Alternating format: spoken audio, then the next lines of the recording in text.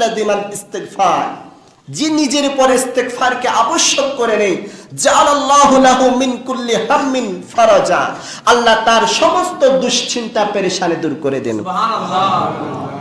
মানুষের হাজার সম্পদ দৌলত টাকার পরেও দেখা যায় অনেক মানুষ সুখে নাই, শান্তিতে নাই, আরামে ঘুম যাইতে পারে না।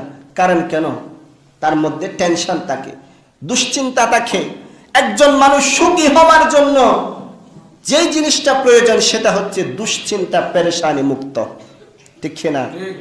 কারণ আপনি দেখবেন যার যত বেশি দৌলত আছে তার তত বেশি টেনশনও আছে।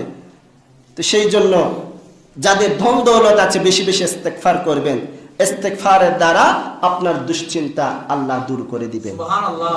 এরপরে হচ্ছে ওয়া মিন কুল্লি যিকিন মাখরাজা, বেশি বেশি ইস্তেগফার করলে আপনার কষ্ট, যত রকমের কষ্ট আছে আল্লাহ দূর করে দিবেন। সুবহানাল্লাহ।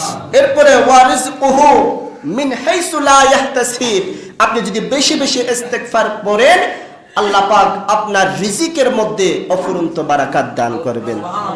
এরপরে বেশি বেশি আমার নবীর উপর দরুদ শরীফ পড়বেন এবং 5 ওয়াক্ত নামাজটা ঠিকমতো আদায় করবেন।